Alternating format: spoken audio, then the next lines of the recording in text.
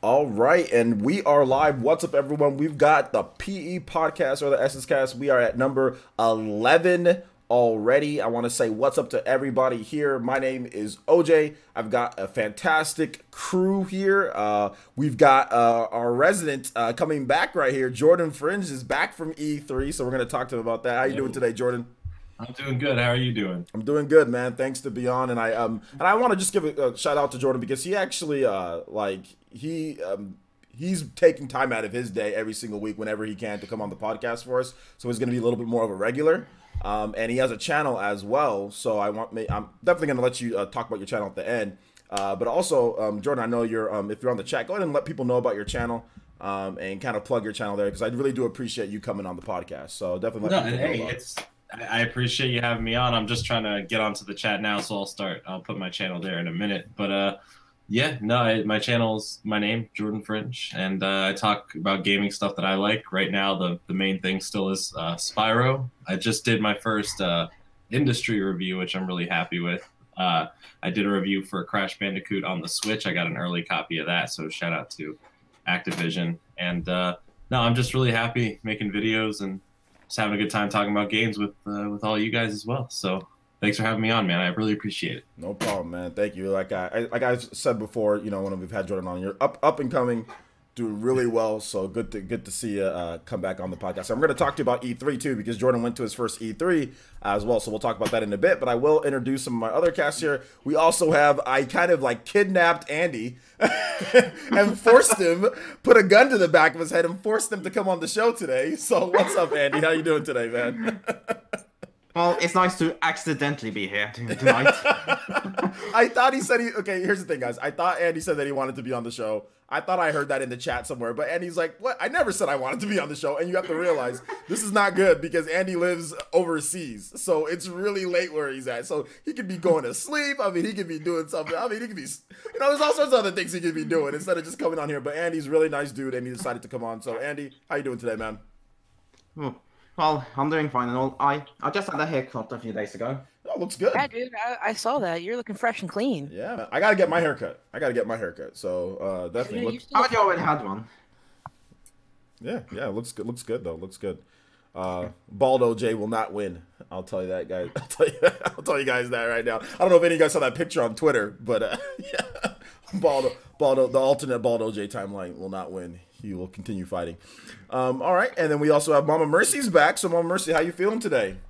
Doing okay.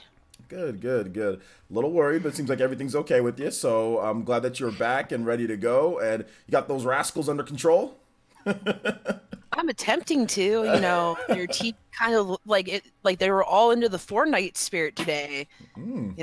Cracking Fortnite, cracking my kid's TV. So, man, yeah, I heard about that. Roughing these streets, huh? With these kids around here, especially two boys. They're looking to mash everything up, man. They're playing Super Smash Brothers at home. They don't even need the game. They're already playing Super Smash Brothers Ultimate with the TV. Very true. All right. Well, we got a good show for you guys today. Got a lot of cool stuff. I want to say shout outs to everyone here in the chat. I'm an F&T Rex, still with one of the best names ever. Like Caesar, what's up, guys? How's everyone doing today? Mark Faraday, what's good? Lucina, how's it going? So, we got a lot of cool stuff to talk about, and then we're gonna get into Q&A. We're gonna have the cast around here for about maybe an hour 15. Definitely not gonna keep you guys too long on your Saturdays. I know these people have stuff to do too as well, so won't be too long. So let's go ahead and get into the topics here.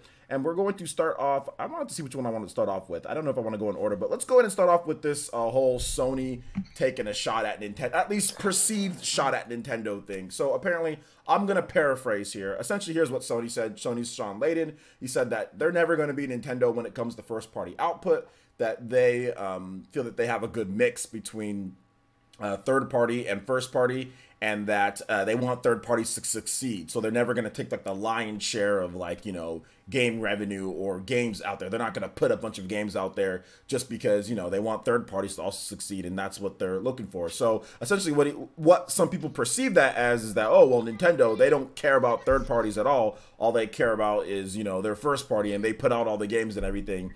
And some people took that as a shot at Nintendo. I took that as well, it's kind of like the cold hard truth.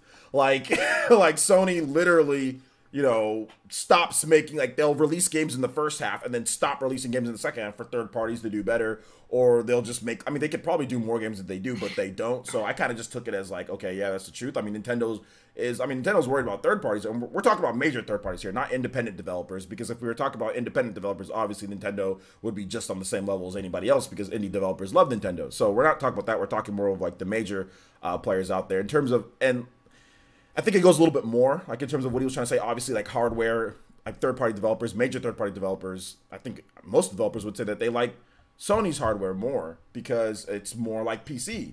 So I think he was just speaking to it like in general, and I didn't really see too much wrong with what he was trying to say. I mean, I get it. That's their philosophy. That's why they're unique. Every company does what Nintendo does, a lot of first-party and collaboration. Sony, you know, does what Sony does, and they have a good mix of first-party and third-party. So I wanted to get you guys' thoughts on this. We'll start off with our guest here. Oh, actually, he's a regular, so whatever. Doesn't matter who we start off with. We're going to start off with Jordan, though, anyway. So, Jordan, we'll talk about that, and then we'll get into your E3 in the next topic. So, what do you think about what Sony had to say here?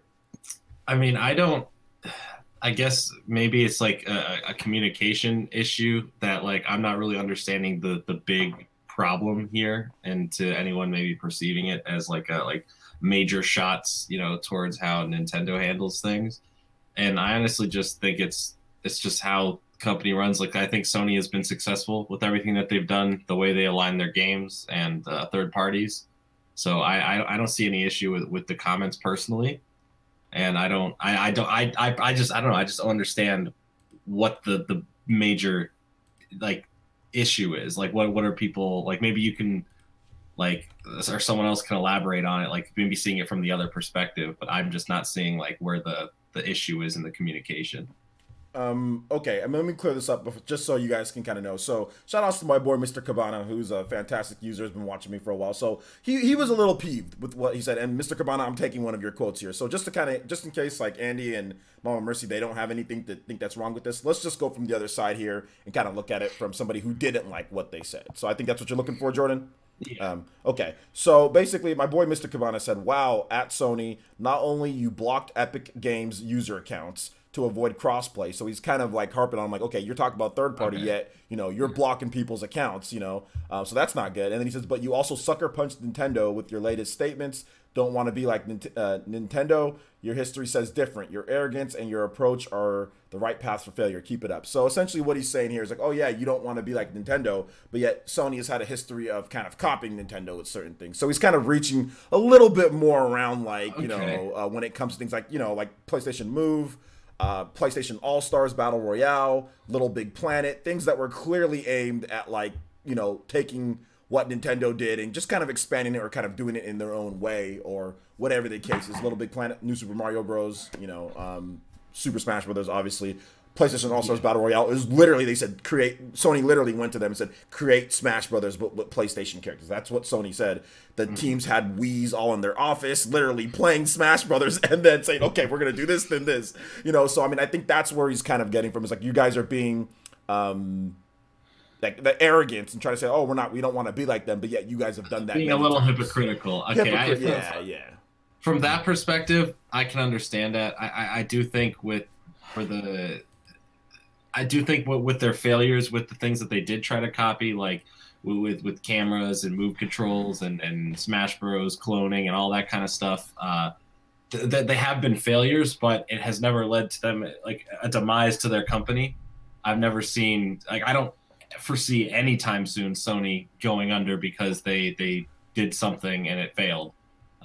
Because with their small things that don't go right, they do enough things that are right, like a lot of companies do. Like Nintendo's not beautiful, you know, like they're not like the perfect example. Look what happened to the Wii U. They marketed it all wrong, and that's what ruined that console. But them as a company came back stronger than ever with their next console.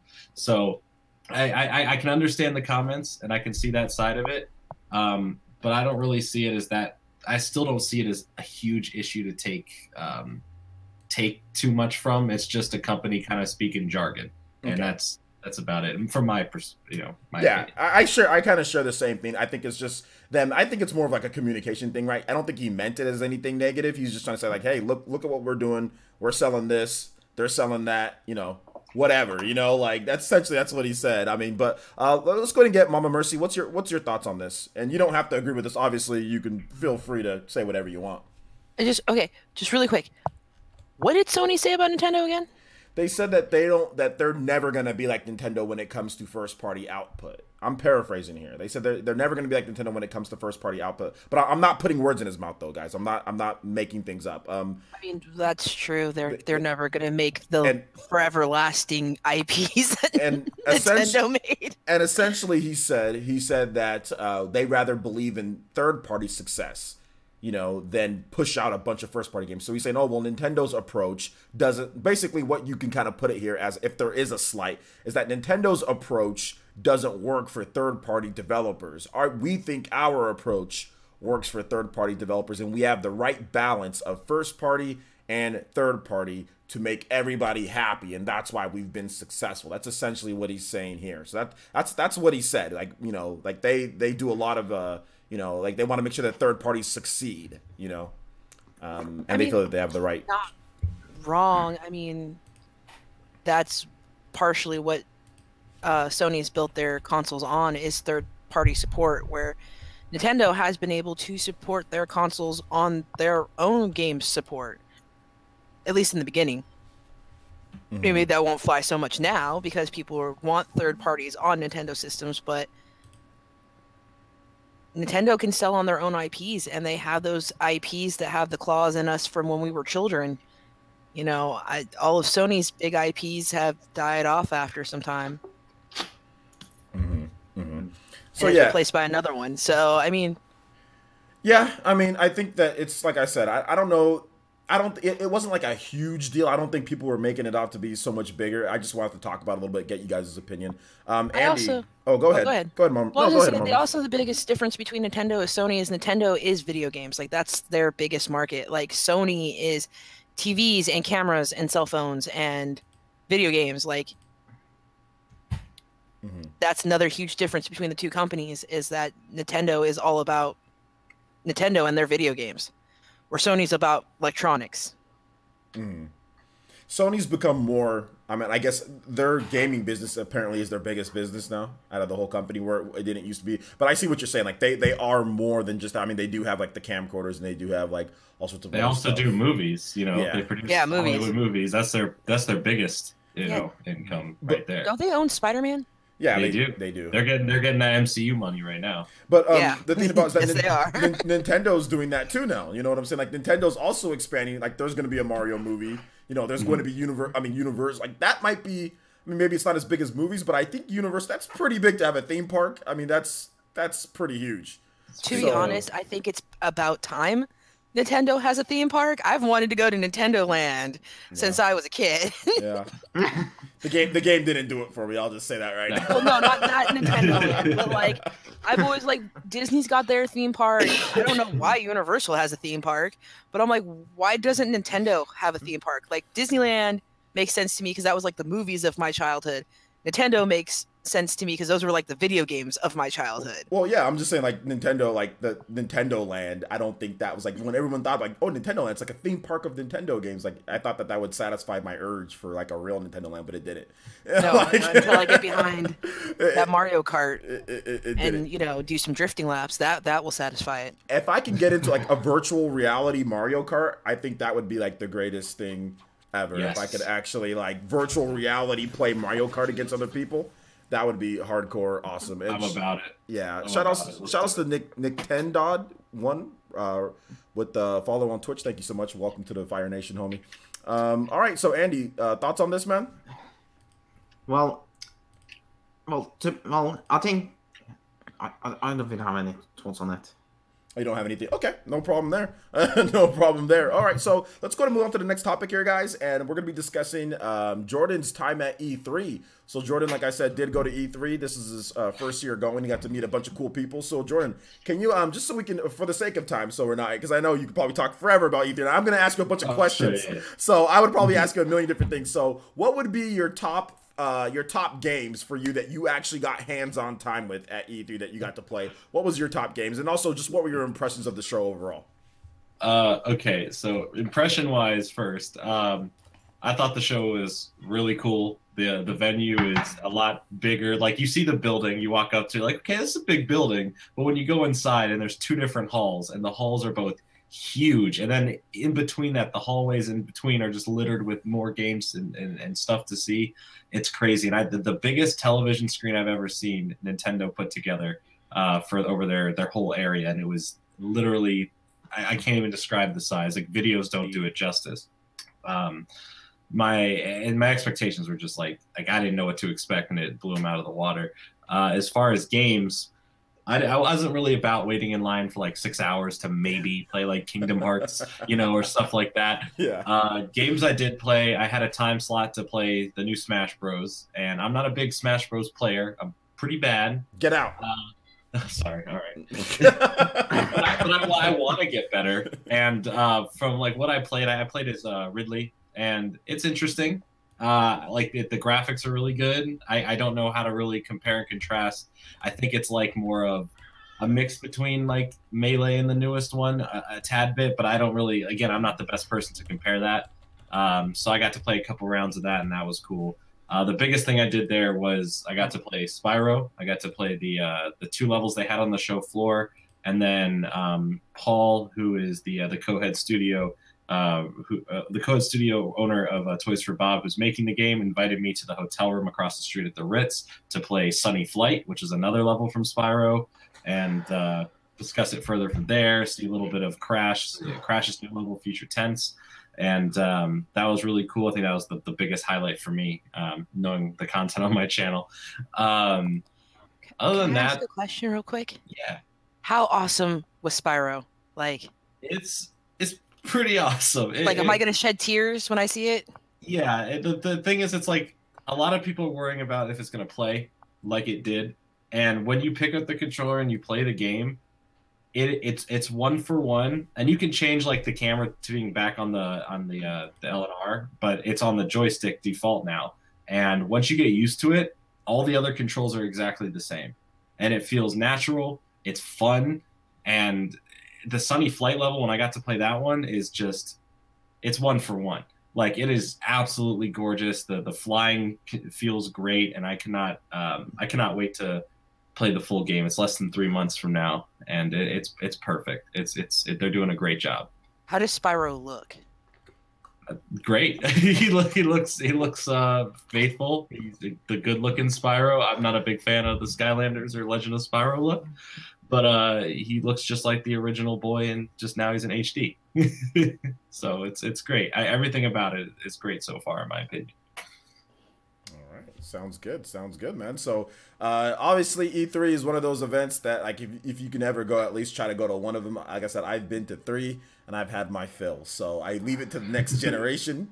It's like some My Hero All for One or whatever. I'll pass it on to the next generation, and I'm done. I'm all E3'd out. I don't think I'll ever go again unless I get like private invites and things like that. Like unless I become like huge and I get like private invites and I'm being able to, like, to go to all the different cool things and like get like complete access. Not like I have to wait in line, forever. So yeah, so that's basically or sorry, One for All. There we go, One for All. I'll pass it down to the next generation because I'm done going to E3. But I'm glad that you had fun, man. I'm glad that you had fun, and I'm looking forward to hearing, looking forward to seeing, your channel and see, like, when Spyro comes out. Obviously, and I think you're probably gonna do like a complete Let's Play, right, or something like that. I have a lot planned. There's a Let's Play. There's going to be most likely an early live stream before the game comes out, and there's going to be a charity live stream like a week or so after the game comes out. I'm planning a lot of stuff right now, making sure it's all going to work. I did not see that coming. So. Awesome. All right. Well, we're gonna go ahead and move on to the next topic here, guys. Jordan, thanks for sharing your insight there on E3 and Spyro and everything. I'm looking forward to Spyro as well. Some people are saying that they're hoping it comes to Switch. Guys, it's coming to Switch. Don't worry. It's just gonna be like later. Will. Yeah. It's just later. Yeah. Also, shout outs to Ham Horfon with the $5 donation. Says, wow. Hi guys, do you think Spyro is still coming to Switch after hearing how Crash was brought over? Well, there you go.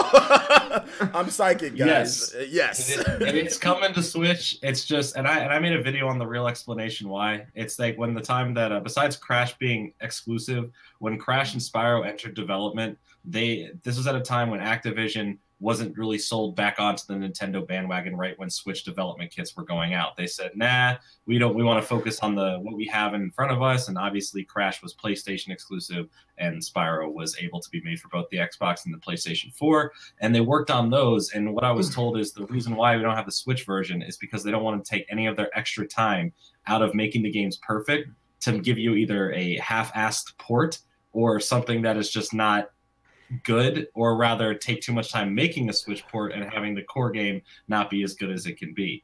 And I think that's a really good reason. I think that it's good to hear. And Toys for Bob it helped put Crash on the Switch. They're listed on the back. They helped port it over. And I think the Switch version of Crash is fantastic.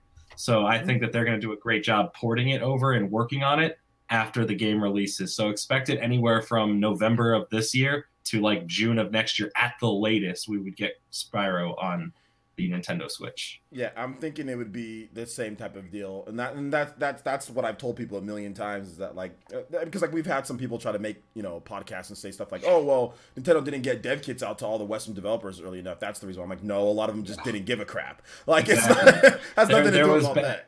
Until the Switch came out and it was like, holy crap, this thing sold like hotcakes. Then everyone was like, you know what? Yeah, let's get our games on there. Yeah, and that's the difference. Yeah, it had nothing to do with like when they got their dev kits out. I mean, first maybe some, maybe it was a little bit of an issue, but you would have to already made the decision that you're going to develop on the system. Like Activision, they didn't care. Obviously, they didn't even put Call of Duty. Like they had Call of Duty on Wii U, they had Call of Duty on Wii. I mean, they didn't even. And they saw how it sold, and they saw how it was reviewed, and they saw how the system was going. So they said, "No, we don't need to focus and spend money to do that when we can just put it on where it's going to sell." And that was their thinking. And I mean, there's one big proof to that.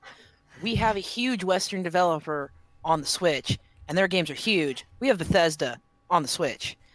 Skyrim was not an easy port. They're literally huge. Yeah, Bethesda's a pretty big developer. And we have 3 of their games on the Switch. We're going to talk about Wolfenstein, so we're going to talk about that in just a bit. Has anybody here played Wolfenstein yet? I have. Not on the Switch. Okay, but you've played Wolfenstein though. Yeah. Okay. Yeah. I'll just be quiet this one because I haven't. Oh, you have. Oh, okay. That's not a problem if you haven't. Okay, well, it's because we're just going to get into that a little. Get into a little bit of Wolfenstein 2 on the Switch. So I watched a lot of reviews on Wolfenstein. I've seen a lot on the Switch. Okay. I've seen a lot of comparisons.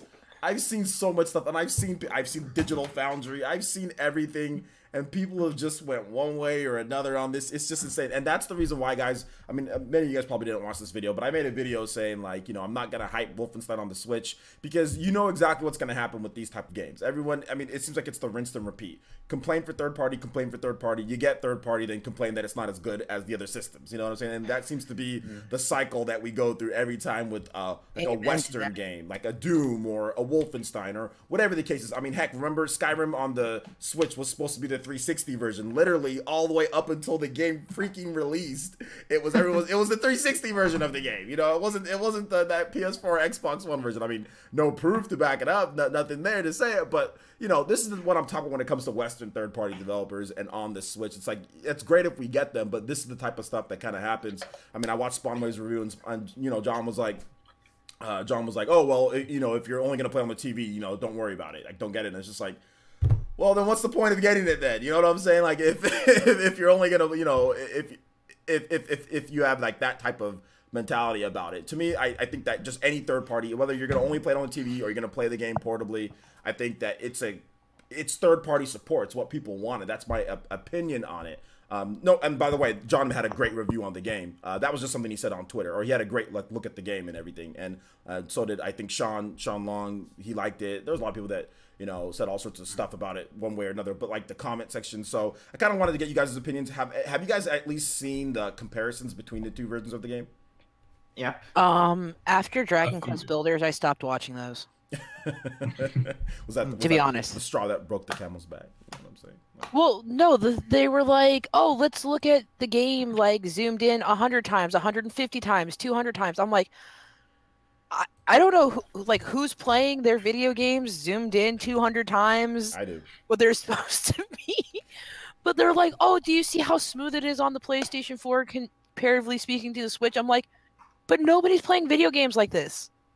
I actually have magnification lenses inside these glasses that I custom built. No, just to see all the imperfections of the games that come to the Switch. Just to see every single thing. I think that like it feels like it's the same thing with every port of something onto the Switch. Like no matter how long it takes to come out, or even at launch, it's literally usually the same game, just with the graphics are not as good, and like some of the stuff in the background is not as detailed. But it usually still runs pretty good. Like that's Crash Bandicoot on the Switch. It runs great, just a little bit lower grade, not 4K, but it's okay. I like that 4K. Exactly, and like the thing is for me is like if you guys are gonna be this critical over Dragon Quest Builders, which is like a cartoon anime styled game, I know you guys are gonna go all out for anything that's supposed to be semi-realistic, and that's why I stopped watching them. Mm-hmm. Because I mean. My thing is, as long as the like tone down doesn't make me physically ill, I don't care. Mm-hmm.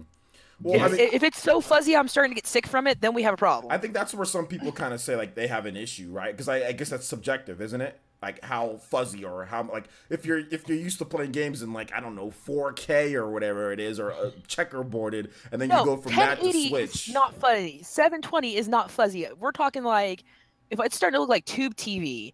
Or like all of the colors blend together, and I'm like, I can't tell who's standing in front of me. Motion sickness kind of thing. Then we have a problem. But you guys were playing on 720 before 1080 came out. You guys were playing on 1080 before 4K come out. Like, calm down. Jordan, I mean, something you wanted to add to that, Jordan? No. I was just. Oh no! Didn't you? I thought you were about to say something though. Was I? If I did, I completely lost my train of thought. All right, well, I guess this is a good time to take a comment, though. We'll get to Andy's thought in just a bit. Fairy Tiger donated $15 and says Wolfenstein 2 is a great port. Panic Button has done a great job. So thank you so much, Andy. I do appreciate the Toby Blaster donation. Yeah, I think they've done a great job from what I've seen. Andy, you want to go ahead and hop on there in terms of what you think about what's going on with Wolfenstein? I mean, to be honest, well, and I'm not talking just about Wolfenstein, but I don't care about graphics I only care about if the game is going to be a good game to play. Like, I didn't buy Wolfenstein just for the graphics. Like, I was a fan of the New Order, and I mostly loved it because of that intense gunplay. Like you know you could duel with these huge weapons and just rampage too, and it has intense story. It's definitely very ridiculous. And I would dare say that it's even better than Call of Duty. Oh, no. What? Oh, no. But wait a minute. Call of Duty doesn't have a single player this year, so you're okay. You're good with saying that, right? It's better than something that's not around. Well, Andy, can I ask you, since you've actually played the game on the Switch, does the graphics being slightly toned down take anything away from the game? Does it make it any harder to have the gunplay? Anything like that? I mean, in case they're very far away, then maybe, but to me, unless it was extremely blurry or running badly like WWE 2K18, I don't really care about We're not supposed to talk about that game. that game is dead. Yeah, I do not care about how many freckles I can see on a person's face or how many pores I can see on them. As if the gameplay is trash, I will not buy it. And that's mentality I had with Switch games and Bethesda games as well. Like, I have all of the games that I have released on the Switch so far, including Fallout Shelter. And I bought them mainly for the gameplay. And, the graphics is just a nice complement thing. Even though, yeah. And I'm not against realistic graphics.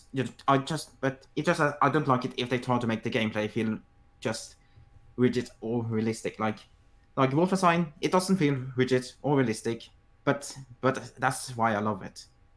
It's like a nice mix of like, obviously it's not realistic in terms of like what you can do in the game, but then the graphics are kind of there. Like it's a game that you don't really see a lot on the Switch in terms of like the graphical style and presentation. I do want to get a question from from Ham in a bit. And also Fury Tiger, once again, thank you so much for the $15 donation. And also, yes, great port. Andy talked about it. He says he likes it because the gameplay's good. I think that's the right attitude to have. But I do want to get a question from the chat. Ham Horfon says, Player, since do you think Wolfenstein will sell at the moment? It's 43 on the eShop in Australia.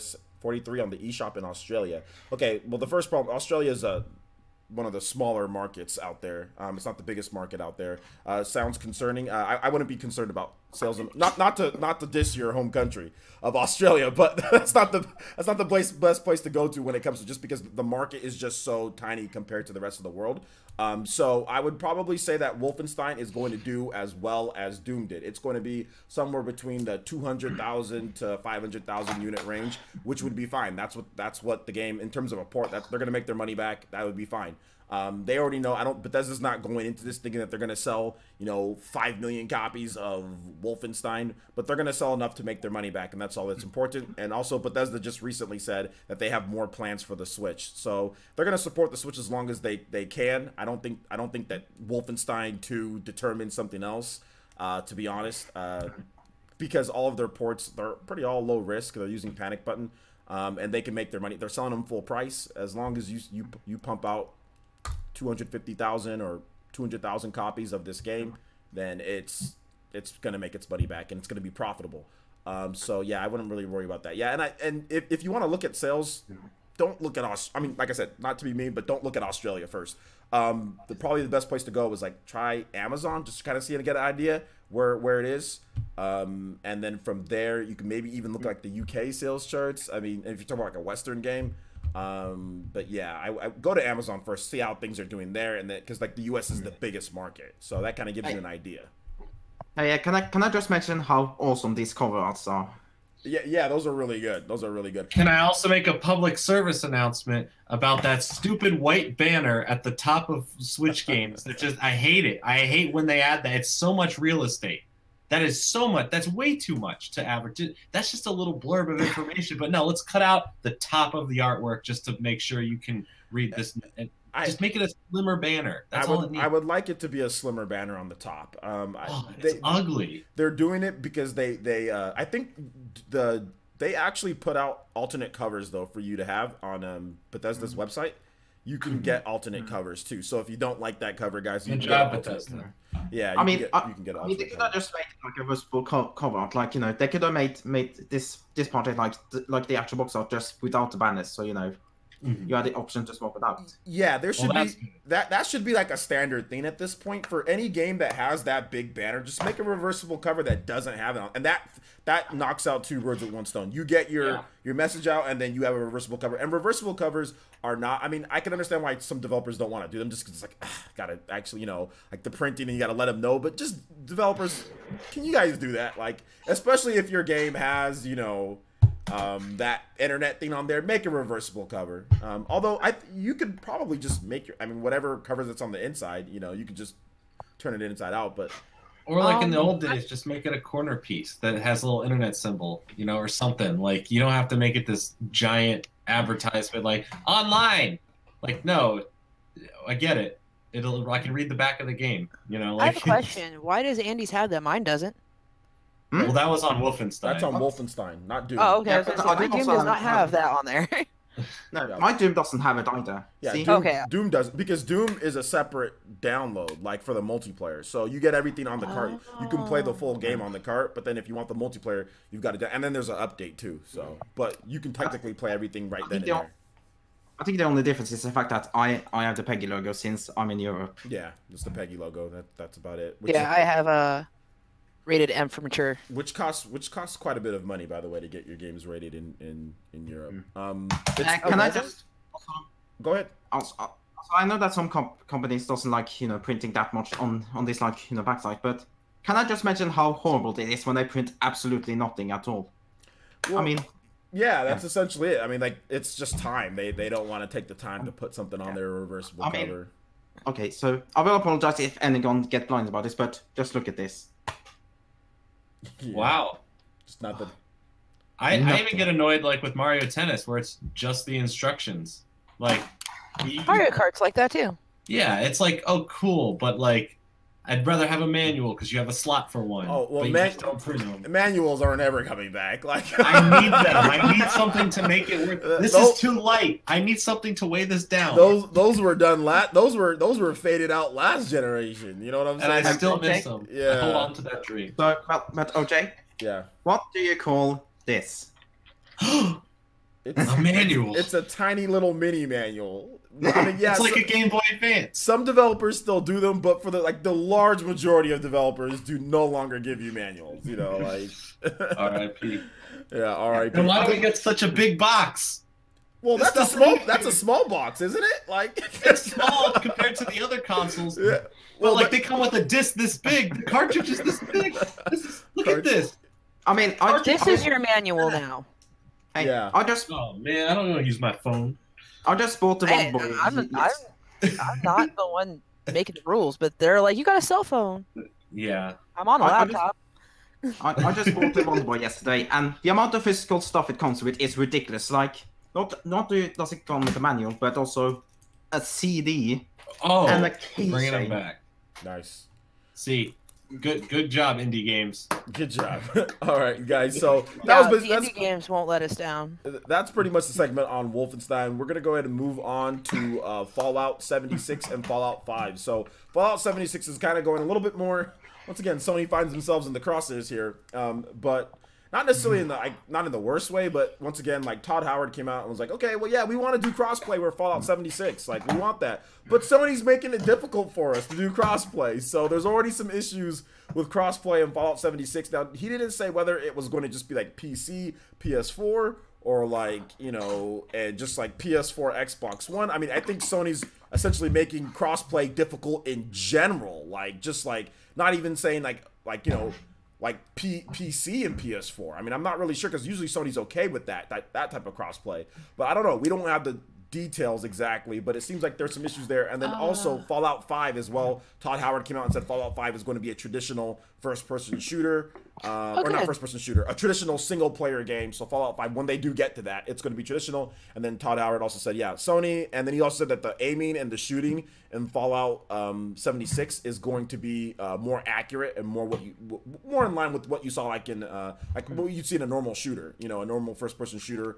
Fallout 4 did a good job with that because, you know, Fallout 3, it's like you shoot all the way to the left and then like you try to aim and you just can't in that game.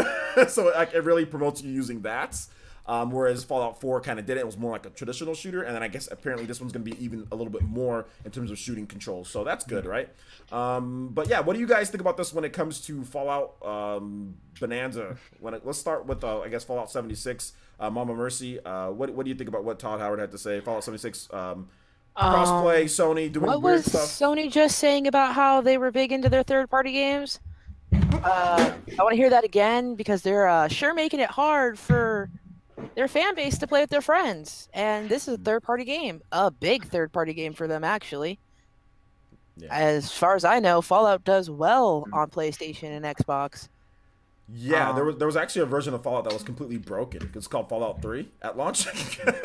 Like you boot up the game, you boot up the game. People still bought it, and they just waited for those patches. I'm telling you, man, you boot up the game and it literally plays you. You start glitching out. Like the game doesn't even play. It completely takes a hold of you. That game was completely broken. Same thing with Skyrim, or not? Yeah, Skyrim when it launched.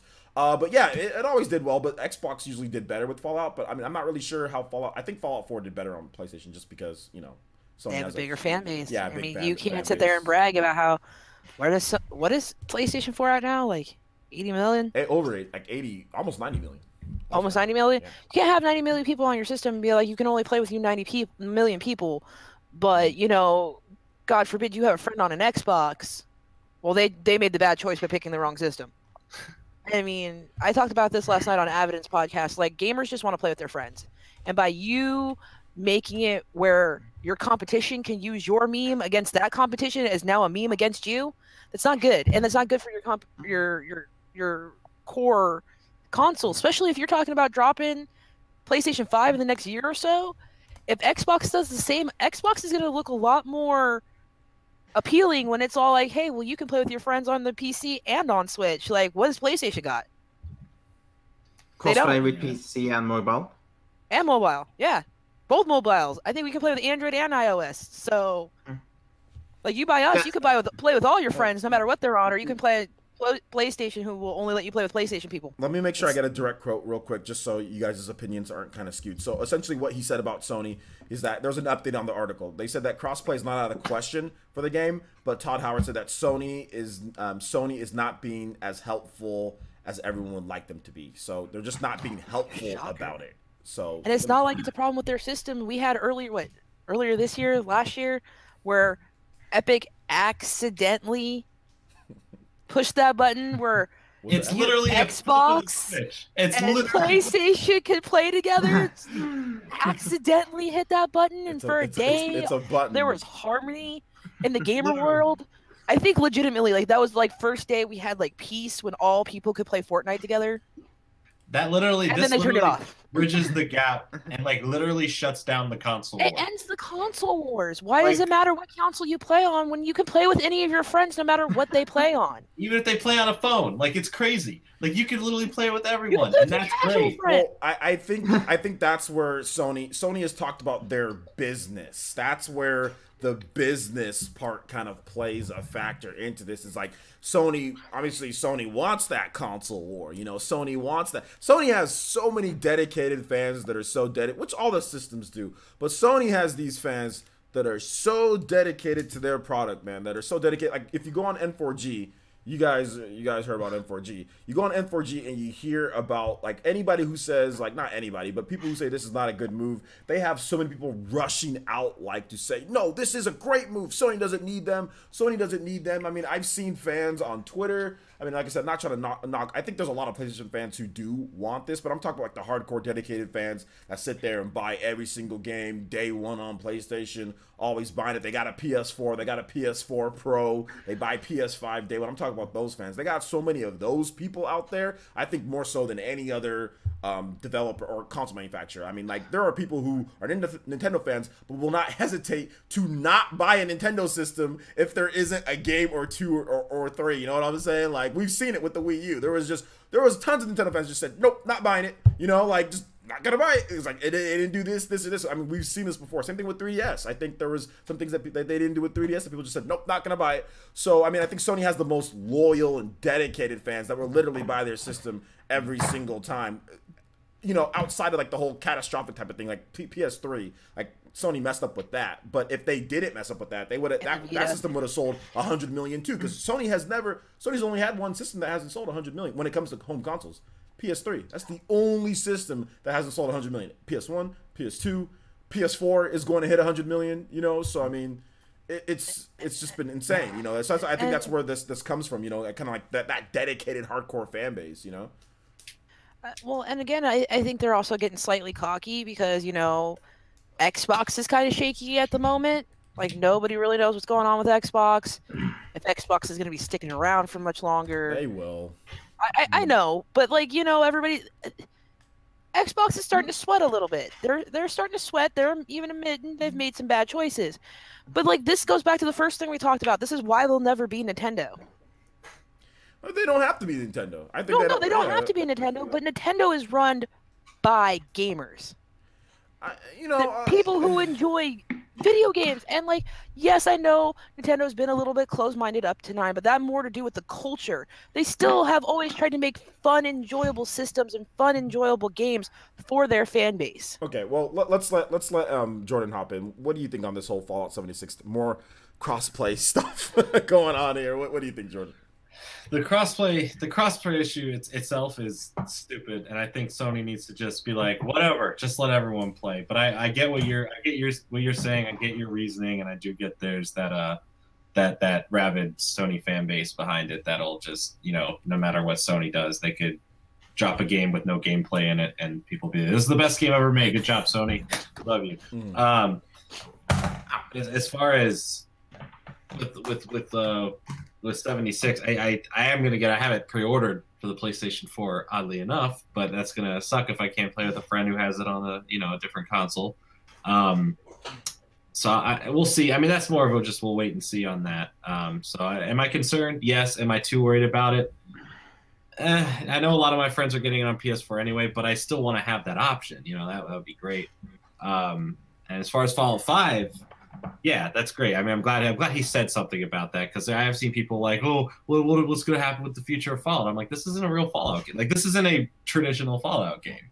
From the start, there was all the rumors it was going to be an online game and all that stuff. And when it came out and it was, I don't think anyone was surprised. And I'm fine with a traditional 5th game being a traditional 5th game. And this is just going to be a cool little experiment to see if there could be something cool. We haven't had a game where we rebuild and we're further in the future. And I don't know, it's just interesting to me. So I'm down for anything Fallout. I'm a huge Fallout fan. Jordan, I'm sad that we'll never get to play together. And what are you getting it on? Wait, Jordan, PC? can I see that Fallout? Can I see that No. Fallout? Sorry, can I see that Fallout? Yeah. The Vault Boy tattoo again. Is it? Sorry, it's upside down. Why'd you put it upside down? Well, my arm's Because when upside he down. holds his arm out, it'll be right side up. Yeah, you don't make the tattoo face you make the tattoo face other people. Oh, I thought down. you. Oh, My arms just I can't do this without showing it properly. Okay. Sorry, my bad. Okay, no. Oh, you what I was don't have thinking? any tattoos, do you? I have zero tattoos because I promised my mom that I wouldn't get a tattoo when I was 13, and I made a terrible mistake. Now I can't ever get a tattoo because she holds me to that. So I have 0 tattoos. I wanted to. That's actually why you do what the rest of us do, and you get a small one that she'll never see. Like That's- somewhere she'll never see it, like on your true, shoulder but that blade or would be something. betraying my mom, and I don't want to do that. I was gonna get a Smash Brothers tattoo. I was actually this close to getting a Smash Brothers tattoo on my Dude, shoulder. that would be awesome. But then I was like, 50,000 subs. He has 50,000 subs. Yeah. No, Guys, no, make it happen. 50,000 subs. because I'm Like, somewhat OJ, close to get a that. tattoo. No way. No. He will get the smash ball right here on his arm. We will make it happen. 100,000, and I'll do a Smash Brothers tattoo. 100,000. 100,000 to betray his mom. Yeah. 100,000 to betray my mom OJ. Okay. If we get to 100,000, he'll take a video of it while he's doing it. Oh Yeah, man. all belong. OJ in the streets. I really don't want a tattoo, to be honest. I have 3 of them. They're great. Oh, shoulder. These ones right here don't hurt. Oh. No pain. Yeah, right this there. one. Got a I lot have of 2 skin of them. there. I have one Yeah. here. I have one on each arm. Well, They didn't hurt at all. Let's hear what Andy has to say on this whole Fallout. Andy, what's your thoughts on Fallout? Andy's got to breathe first. Have any thoughts on Fallout, Andy? No. I haven't played. He's like, man. Okay, so really quick to distract Fallout, I just want to get a tattoo. I would actually like to see Fallout 5 have some co-op, to be honest. Like, we're getting the online, Yeah. and that Yeah. game is big enough that you should be able to run around with another person. At least one other. But wouldn't that be Like, like I would Fallout like- 76 though? That'd be like the same thing, right? Make it a little bit Borderlandsy. Have a couple friends come Make it in. Borderlandsy. Let me get 3 of my friends together Isn't and that let's all Fallout go. 76? Like, wait, No, you're mostly yes and building no. it that game. hold on, but that's Fallout. You guys just explained Fallout 76. Hey, let's make some No, co-op. it's different. See, we put it in a different location and we call it 5. And then you have people come up like Seattle. You And Yeah, then- and we're going to be building all the settlements No, and you like, guys sound starting like the you world guys sound over. like the. We guys want an sound like the- established game and a bad guy. No, hold and on, I just hold want my on. crew. Hold Me on. and I my want crew. New Vegas too. You guys sound like the Pokemon Let's Go Pikachu and Eevee. Like, why don't they just make like battles, like wild battles? Why don't they put in this? So you guys want the same game that we're getting next year? Yes. No, that's not what I want. Because the difference is that 76 will be a MMO, so there's going to be a lot of people running around. No. Hold up. No. No, it's going to be server based, and you're not going to have everybody in the same server. Like, there's not Okay, going to be then a ton of people like all in there, all at once. So No, it's but not- see, OJ, you need to understand. In Fallout 5, what we do is we have a different location, and then we have people come into the server, and then we play online together like a Borderlands game. Different from 76 because we're not in West Virginia. It's a different game. Okay, Yeah, dude, we need one in like Arizona, like Oh, why California. would somewhere we like that. put one in like not in the U.S.? Oh yeah, that'd be great. Like Italy. Like there's a whole world out there. Like But there's that a lot would of other that would go against the lore a little bit, right? They'd have Yeah. to. Make new lore. Continue Well, I'd lore. just like to see Expand some the more lore. stuff on the West Coast. Because to be didn't- honest, didn't can we the do one in team- Colorado? That'd be great. Well, because didn't the world team up against the U.S. and nuke, or what happened? I know there was something like that, or Something I like don't, that. I don't know. Yeah, but other things had to have happened bad around the world. Why can't we have a story where someone travels that way? I don't know. You want to know why? Why is it always Because the it's an US? American-based company, and you can't mess up other people's culture if you just stick to your own. We do it all the time. Yeah, America does Okay, that but all it the does that. It's time. trying to be careful. America does that so much with other people's That's cultures. fair. And stuff. They're trying to be careful. They- I'll take a Seattle. I don't know. That'd be cool. I mean, but so That'd be cool. Japan Seattle has would be done great. it. Japan has done it too. I mean, they completely jacked up Africa in Resident Evil 5. Although I love Resident Evil 5. They did. I like Resident 5, but yeah, they did. Completely jacked up what Africa even is. I don't even. Where in Africa are you even at in that game? Literally, when I played that game, I didn't even think you're in Africa. I think that was just a made-up area. That's not real. That game's not real. That game's just not real. It's about the part. We're in the part of Africa that nobody talks about. That's what we're doing. Yeah, you're war-torn Libya or something. Like, where are you in that game anyway? But to be honest, OJ, I just want more games to play with my husband. To be honest, sometimes I like to think that America is a nice place to sort of visit, but not a good place to live in. It's a good place to live in, but in the right, Andy. if you choose the right state. Well, you know what? You come from a really nice place, right? You live in the Netherlands. In Norway. Norway. Damn. Norway's I knew it was an N one. Close. Kind of. Not really. Yeah, I basically live above the British Isles. Which, yes, there is places beyond the British Isles. The thing is, I think that there's some really good places. I think America can be really good to live at times, but I think there's just some issues that we're going through. But it's fine. It's not. I can't sit here and complain. We're just the angsty teenage country, dude. We're just working ourselves out. hopefully. But no, I think it's not. I mean, but I think if you're from Europe, then yeah, I can see why you have that perception.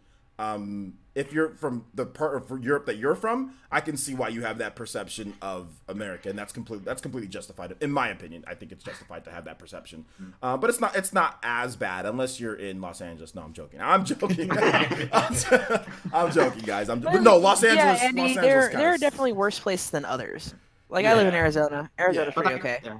I mean, I live in a country that has less people than New York City, so. Yeah, that's gonna fix some things for you. It just depends. I mean, like where I live in California, where I live is super chill in California. It's like farmers. It's not the busy traffic all over the place. There's okay jobs for people. The economy's good. There's oil fields. I mean, so it's not as crazy as like a Los Angeles. The crime isn't as bad as there. Or, I mean, we have gangs, but it's like, hey, stay inside your house at this time. You'll be okay. You know what I'm saying? Like, get your home security. You'll be fine. Like, we don't have anything crazy. We don't have like cartels and crazy stuff going on, like that are in some different parts. Because I live in Central California, which Central California is like the lazy part of California. Not lazy as in like people are lazy, but just like, it's just more laid back here, you know what I'm chill. saying? Yeah, a lot more chill. Xanax whereas like San Francisco and Sacramento and Los Angeles, up north and down south, those are crazy. Where like you hear all like, oh my god, why would I want to live here? Like you can buy like a bucket of an apartment and it's like $3,000 a month. You know what I'm saying? Like, those are those places, So, which I'd like to point out is more than my mortgage. For my house. Los Angeles and San Francisco are very, very, very expensive to live for very small amounts of space. And a lot of crazy stuff happens in Los Angeles. So, but yeah, I mean, that's beside the point. But in terms of, that's beside the point in terms of that. So I think I talked about Fallout. You guys know my opinion on Fallout. I'm looking forward to Fallout 76. I'm going to be getting it on something. I'll probably get a review copy, but I'll be getting it on something. I have all the systems. So are we going to be playing, OJ? Yeah. Oh, yeah. Arena? Yeah, absolutely. Oh yeah, okay, I'm definitely getting Someone down. brought up a good point, and I totally forgot about this. Go ahead. I think it was A Gamer in the chat said that like a European or like a Fallout game that obviously is not in America would be what Metro Exodus is going to be. Like, and I was like, that's pretty fair. I mean, judging how that one's going to play compared to the last two Metro games, that's a pretty fair equivalent, and I'll accept that. Is Metro Exodus, is that an RPG though? That's just a straight up first person shooter with some like upgrades. But to be fair, there's some slight RPG elements to it, and to be fair, Fallout 4 turned the RPG down to like from like a 10 to like a 3. There's a lot less RPG elements in 4 compared to like 3 in New Vegas. Yeah. So I would say that's a fair comparison. I'll give it a yeah. I'll give it a clap. It's a good choice. Okay. Well, we're gonna go ahead and move on from Fallout 5 and Fallout 76. We're gonna go to Soul Calibur. So I don't know how many of you guys are Soul Calibur fans, but we have a character creator confirmed for Soul Calibur, and quite possibly the funny. And I'm not big on Soul Calibur, guys, but quite possibly the funniest thing in my life that I've ever, or one of the funniest things that I saw, is that I didn't know Soul Calibur like that there was like a character creator. I remember watching Soul Calibur, or did I say Soul Calibur 5? I meant Soul Calibur 6. Soul Calibur 6 as a character creator. But I remember watching, I think it was Soul Calibur 4 or 5, one of those two. And I was watching my friend Andre play, and like, you know how you can have like the armor breaks in that game, like your armor, but like he wasn't wearing armor. He was wearing or he was fighting against somebody else that was wearing like a cloth, like some type of like long like samurai cloth or whatever. And the cloth shattered, and the dude was just wearing some dun-dun-duns. And I thought that was the funniest thing that I've ever seen. That like clothing shattered like armor in that game. So the character creator is coming back, and I'm hoping that your clothes don't shatter. They actually like rip and tear instead of. No, that's funny. Keep no, that's part of like that's part of the game's charm, dude. That's classic lore right there, dude. Exactly. His clothes literally shattered off of him. I'm like, whose clothes do that? Like, that sounds like some 50 Shades of Grey writing. I'm not gonna lie. The clothes shattered off his clothes. His clothes shattered, like they like broke, like crystallized, like armor, and fell off. And I was like, and it was clearly a cloth. It was clear. It was so, and gamer said, "Yeet." That was a yeet. It's inevitable stuff like, oh, my clothes doesn't feel good. Yeah, I was gonna say. The only way I would be happy if this changes is if we, just the females, we go anime style with it, and as their clothes break off, like that mysterious cloud of smoke starts showing up, I will be okay with that. I don't know how many others would be okay with that. But oh, I'm sure they will find a way to like make the game not show the cloud, but if we're gonna do some clothes breaking, only the girls, and as their clothes rip, you know, that mysterious puff cloud that comes out of nowhere from anime. You don't want to shows up. Clothes shattering into pieces, like clothing. Oh, I would prefer the shattering, but you know, if we're gonna get down to ripping, mostly the females wear cloth clothing. So it should be an advertised feature. Yeah. Shattering. I want like anime style of ripping. I want like, for some reason you hit her in the leg, but her whole chest piece bursts off. Yeah, nothing makes sense. Hit her in the leg, like her helmet just shatters. It's just all I can see you guys are into Soul Calibur just by these conversations. Hey, listen, if I will buy. Listen, I'm not a Soul Calibur person, but if there is cloth shattering, I'm 100% buying it day one. I'm down for it. It sold me. If it's there, buy it. I'm never gonna see Bobarachi again. That's like his favorite part of the game. Like, forget the fighting, it's the crazy characters he can make up, and then goes and takes them to do rank battles. He just wants to see how crazy he can make them, just to throw people off initially, because they're like, what am I fighting? That would be Ataki's game of the year. Ataki's game of the year. Yeah, Ataki would definitely want that. Ataki definitely would want that. All right, so it makes sense there. I don't really have much to add to Soul Calibur. Geralt is going to be in the game, so you guys know that. Character creator is coming back. Can I get him down to his Dantanas? Now we're talking. Best game of the year right here. This is contender. Oh, if Geralt's in his Dantanas, yeah, man, like that's definitely. Or you could just play The Witcher, and then you could see the Dantanas. Yeah, you see naked, actually. Yeah, you see more than the Dantanas. You see a lot. See a lot. I need to finish that name. Yes. So I think we're done with this topic. Let's go ahead and move on to the next one here. I keep on clicking off of the topics here. Let's go ahead and move on to the next one. We're about an hour in, so we're gonna get to Q&A in just a bit, guys. We got a little bit, just some topics to go down. This isn't anything major. You guys can just give a thought or two. We got a Switch price drop in Canada, and also Ichigo Kurosaki will be coming to Jump Force on the PS4, Xbox One, and PC. So, Jordan, thoughts on Switch price drop? It went from $399.99 because Canada, you got to pay for everybody's health insurance there. So and like the taxes are high in Canada. Just everything's the prices are just high. So $399 to I think $379.99. So just real quick thoughts on Switch price drop and Ichigo coming to Jump Force. I mean, that kind of price drop, I don't even see the justification of anyone just going, oh, $20. Yes, now I can afford it. Like I don't really. If it was $50, I'd be like, okay, it's a little something, you know, $100 all day. But $20, I know $20 is $20, but when you're already gonna pay almost $400 anyway, to me it's might as well. You know, it's whatever, you know. As far as Jump Force, I think that's cool. I haven't been as big into a lot of this Shonen Jump, like characters. Like I grew up, I read all the manga and I watched a lot of the anime. And this game, I have a lot of friends that keep telling me about it who are at E3, and it keeps seeing more and more of my interest. Like I think that's cool because from what I didn't get too heavily into Bleach, but Ichigo is Bleach, right? Ichigo's from Bleach. Yeah. Okay, that's what I thought. I just wanted to make sure before I, incorrectly say anything. So I think that's pretty cool.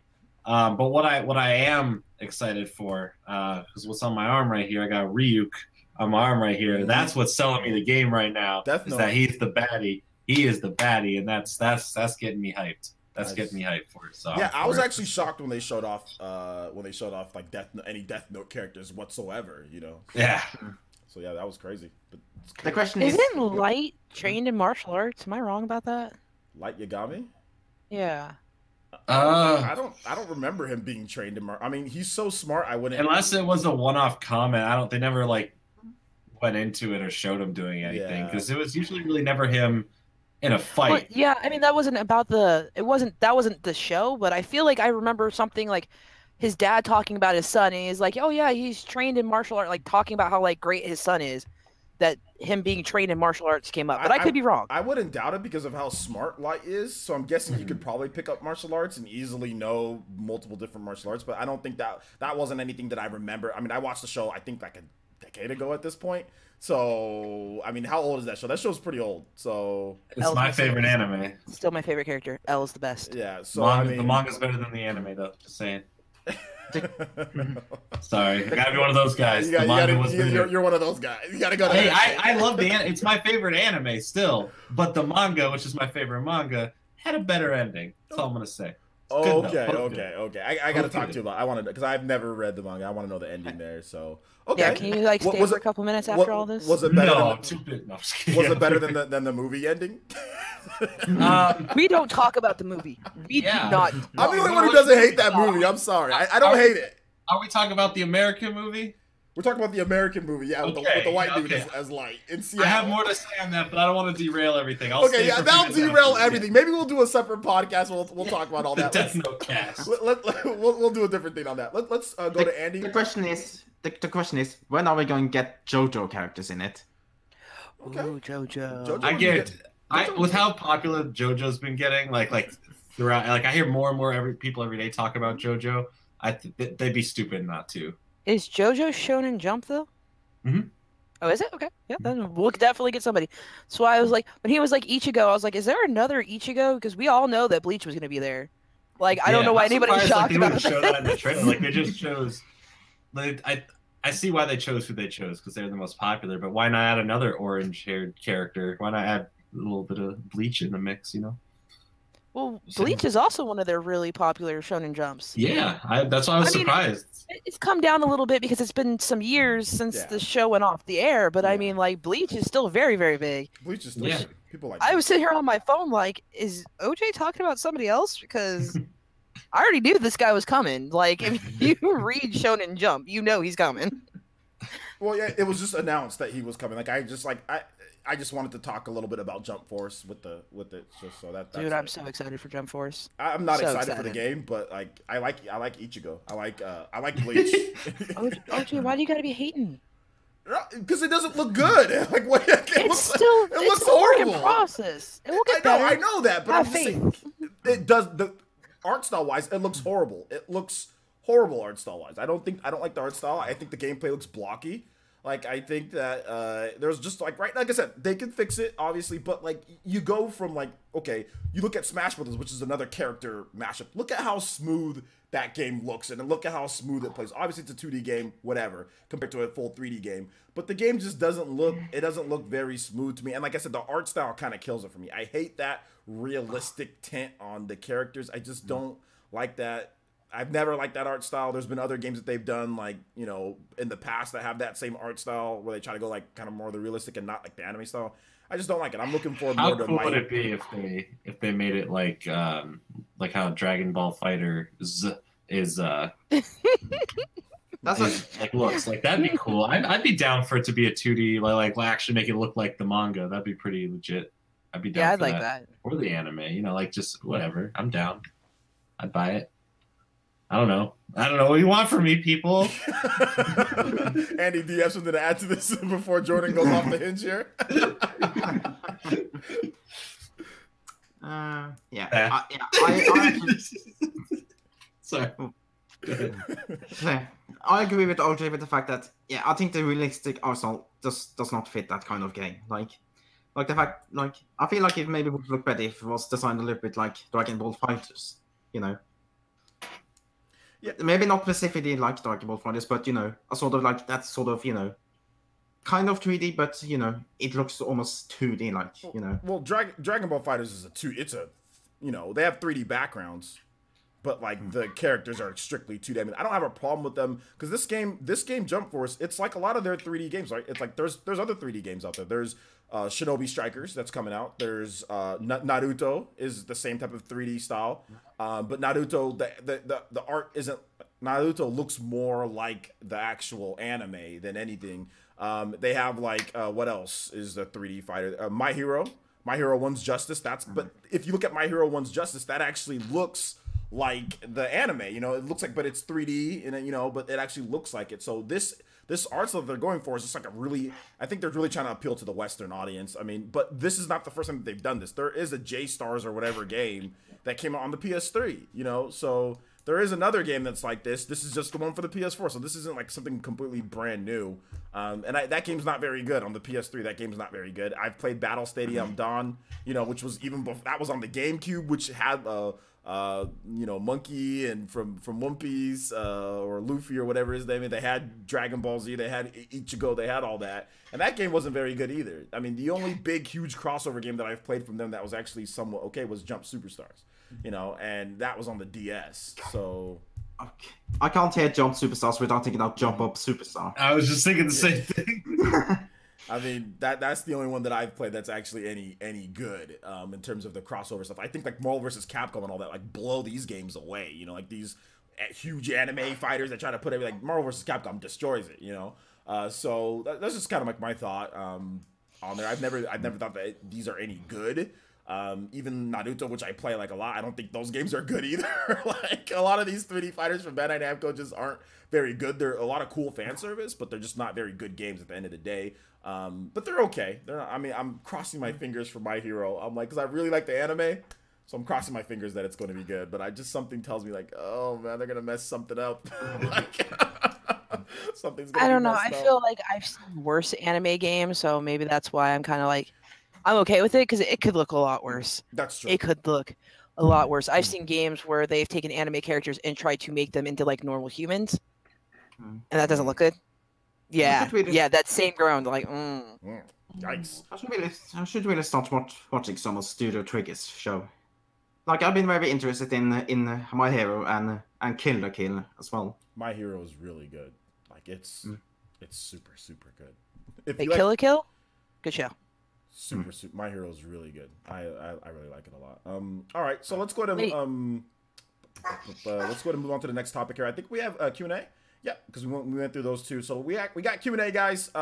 We'll be answering questions for about another maybe 15 minutes. We'll be answering questions. So if you have a question, tag me at Player Essence, or if you have a question for anybody in particular, tag at Mama Mercy, at Andy, or at Jordan Fringe, and we can read off questions for you guys.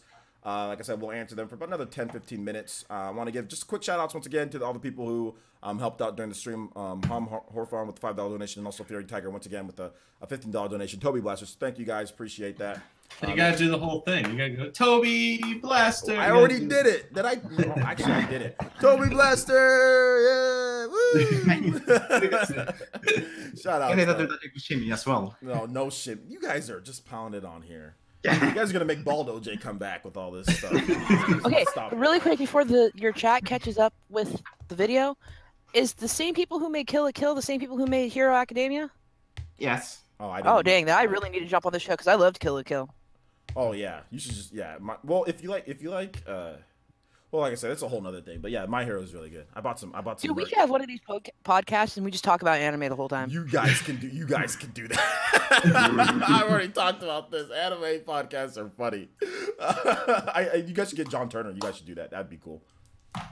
Does John Turner watch anime? Oh yeah, he knows all the names of everybody. Like he'll know who composes it. He'll know their mother's name. He'll know everything about what they had to eat at lunch. Like John will know everything about the anime. Like the animes that he's into, he'll know everything. Oh, okay, same animation studio. Okay. Yeah, he'll know everything about it. So let's go ahead. Aaron. OJ, I know I made fun of you because you couldn't say my name, and then I started my own channel, and I'm sorry I've ever made fun of you. About the pronouncing people's names and stuff. Yeah, I didn't realize how hard that is, especially when you're trying to like talk to them and like they're a normal person. You look at their name and you're like, I have no idea how to pronounce that. Yeah, it's fun. You just get a name. And I have dyslexia, so it makes it even harder on me. I'm like, Oh yeah, definitely. I play Cards Against Humanity online with someone who has dyslexia, and we just turn it into a big fun thing. And it's interesting. It's pretty fun. You can have a little fun with it. A Gamer has a question. Says, Parsons, can you play Fallout 76 single player? Yes, you can. I mean, if it's like, but you know what? When it comes to Fallout 76, no one's asking the real question. What's the real question? Can we get a dog? Yes. Ooh. Oh, okay. What were you saying, Andy? Quick answer. Okay. Wait, no, I was just joking with that. I don't know if we get a dog or not. You're so serious. Like, yeah. Didn't you hear about it? Didn't you know? Why wouldn't you know that we get a dog? What are you, dumb? Like, no, I don't know if we get a dog. Instead, we'll get cats. Ooh, cats. Now I'm more interested. This could be like cougar cats. Cats would mountain lions. Cats would leave you the second there was any sign of danger. They'd be like Kitty, no. That cat would be gone. I want a mutated like lion from the zoo or something. Like that'd be my pet. Ooh, that'd be nice. What if you can tame any beast you find? Okay. I'm getting Deathwalker, Deathcrawler, whatever those things. Yeah. Deathclaw. Deathclaws. Yeah. Or maybe if you get one of those like metallic dogs from Wolfenstein. Yeah. Next question comes from Ham Horfon. Says, Player, since do you think Witcher 3 is the panic button port? No. I wish. I think that's like a Ham. That's like a Dr. Evil.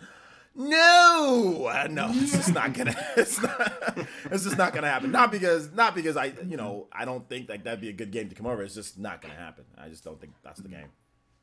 I think that's just because I don't know. Just because.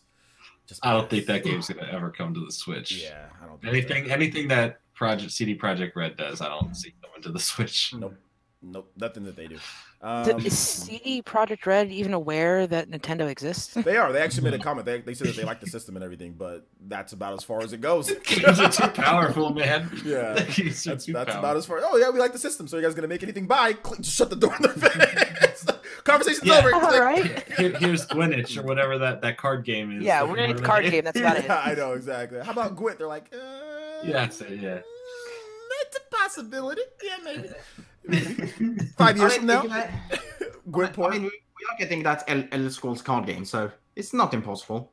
Yeah, I don't care about guys. We're getting Elder Scrolls on our phones. Yeah. Why? I still don't understand that. Why put the effort into it? Is there microtransactions? Yeah. Well, did you listen to Todd while he was doing the presentations? No, because I was too busy with everyone in the same room going, "Show us the real Elder Scrolls," and then it's because Fallout Shelter is their most popular game, 120 million downloads, more than any game they've ever made put together. All their games put together. Game. Like that's a game I play when I'm like doing anything else that I'm not busy with, you know. And in 2 mobile faction it has already been copied by another popular studio. Yeah.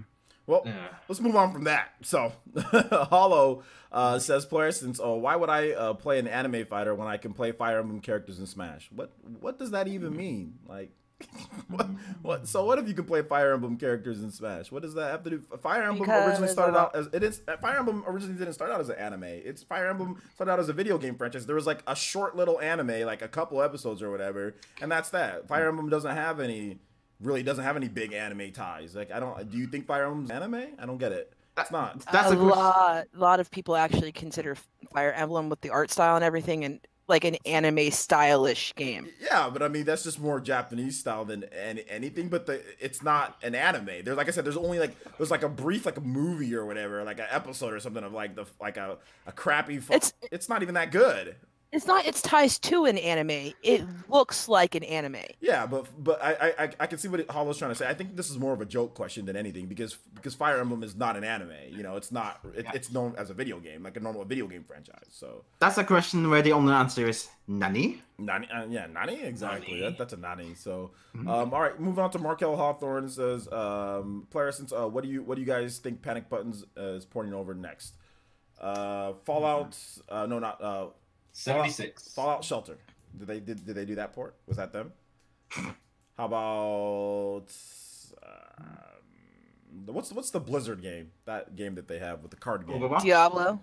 Oh, Hearthstone. Hearthstone. Yeah, Hearthstone. They're porting over Hearthstone. Anything. By the way, I thought it was called Hearthstone, but Hearthstone. Somebody's. Is it Hearthstone or Hearthstone? Is it Hearthstone? Hearthstone. Skip says it's Hearthstone, and he's really a Blizzard fan, so he says it's Hearthstone. Okay, Hearthstone. Hearthstone. Okay. But he said it's like the debate between shaman and shaman. So. What about Mario and Mario? What about tomato and tomato? Potato, potato. Potato.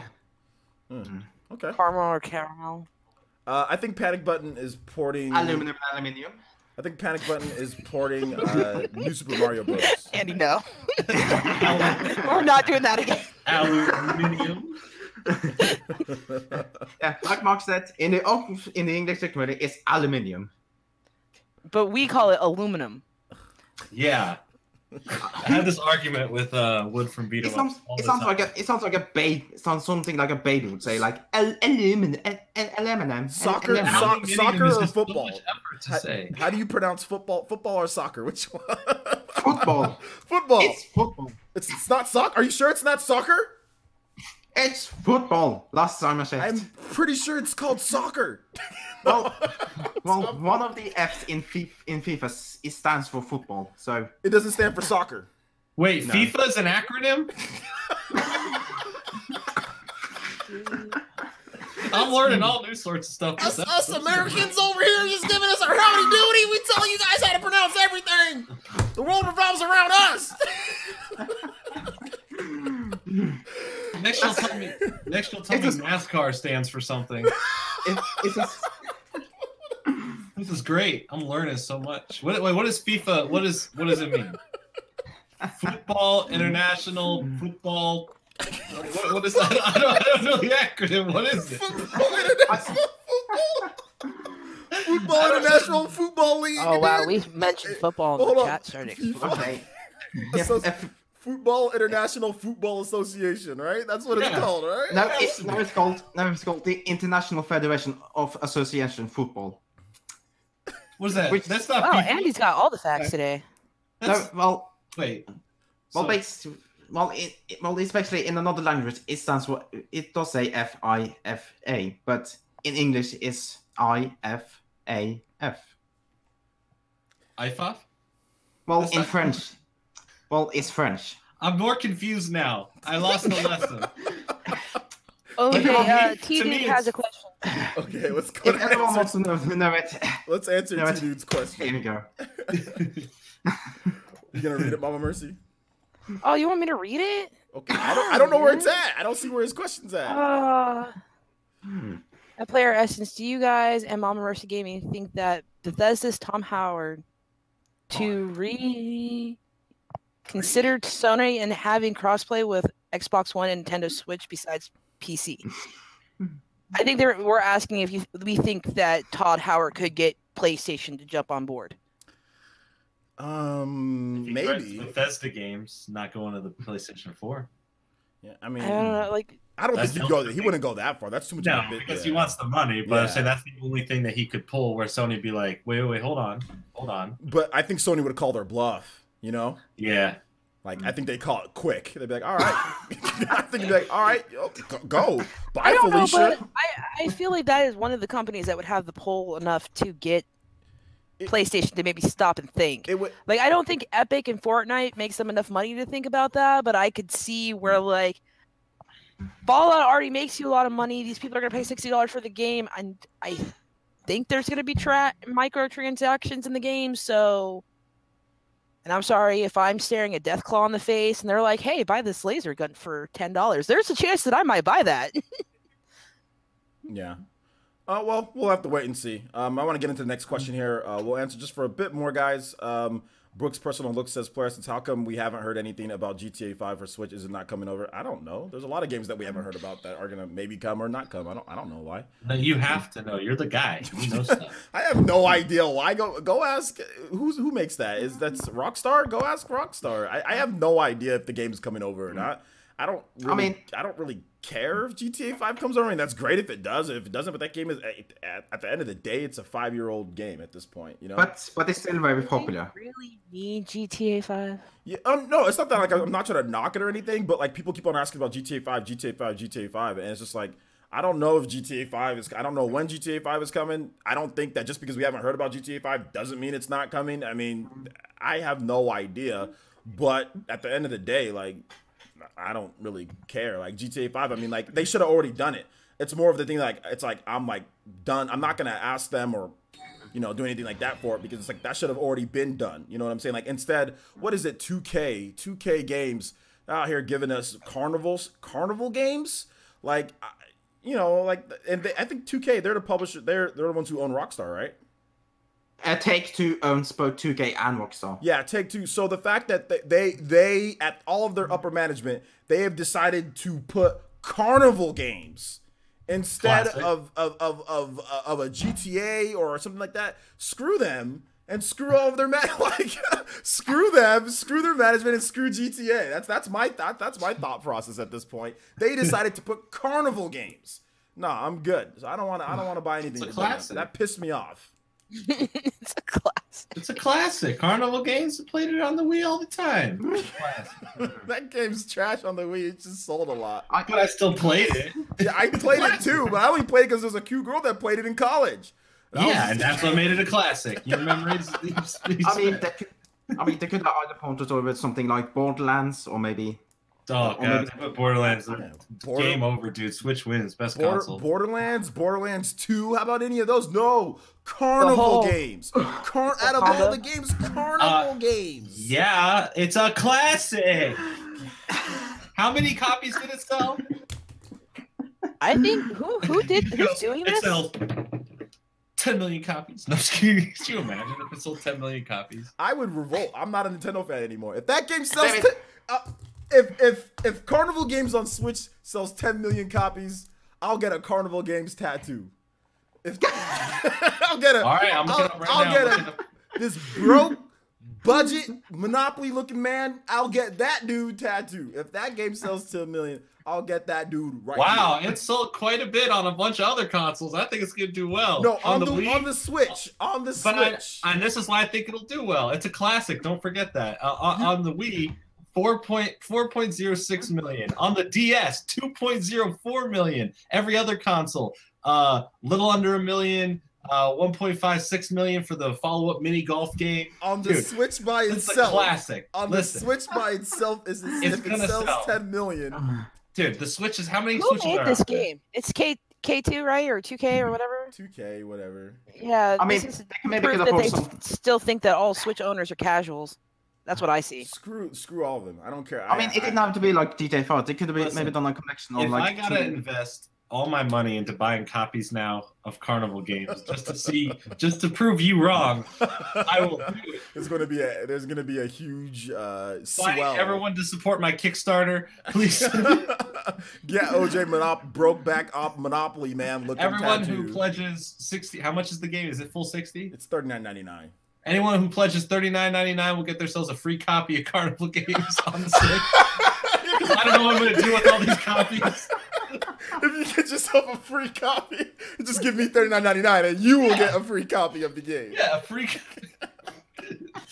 Oh man, Take-Two's like, this is going pretty good, guys. I think this is going pretty well. We got some hype behind this. These casuals are loving this classic. Oh god. Bring more classics, dude. Now what's next? We'll bring Wii Music back. Wii Music, bring it back for the Switch. You can never talk about that either. You can use the Joy-Cons for the drums again. Which one would you guys rather do? Would you rather be fully behind Carnival Games or sit down in a room and talk with EA for a bit? Like which one? I would love to talk to EA Carnival so games. I could smack some sense into them. Mm. Is that okay? You might come Actually, back, you might come back brainwashed. If you might come back hating yourself in the Switch. If I have a chance, Dude, they got to get through all my sassy attitude first. That's gonna take them some time. if I have a chance to get them to make Skate 4, I'm gonna take it. But at the same time, Carnival Games is a classic, so I think I should do that. I would rather play WWE 2K18 rather than Carnival Games. Ooh, I don't know. I don't those know. are fighting words, man. Yeah, I don't know about that. I'm not sure if I'm willing to go that far. That game WWE, that's like WWE Robot E. It's just like, it's just got that robot frame rate, man. You got that robot frame rate. Well, I don't know where this all just went into. I don't know. Oh my God, it's Stevie Richards. No, I don't know what to say. Oh my God, it's Stevie Richards. Oh my God, it's Stevie Richards. Hey Sean, hey RGT, hey Sean. Katana Riku donated $2 and says, "You think you can take me? Are you? I don't know. Take you on Where? what? Where do you want to go? The movies? Jurassic Park's in theaters. Sicario just came out. Sure. We got Texas Roadhouse up the street. Ooh, Texas Roadhouse, classic. It's a classic restaurant. Yeah, we got a Texas Roadhouse here where I'm at too. Good stuff. Same. I try to go there once a month. It's good. Good It's steak. but it's What are we? That's why you go once a month. That's why I go once. When you get that YouTube paycheck, then you go eat. Hey, I just got paid. I'm thinking I'm going. I'm going there, man. going. My YouTube paycheck's late, man. They late on mine.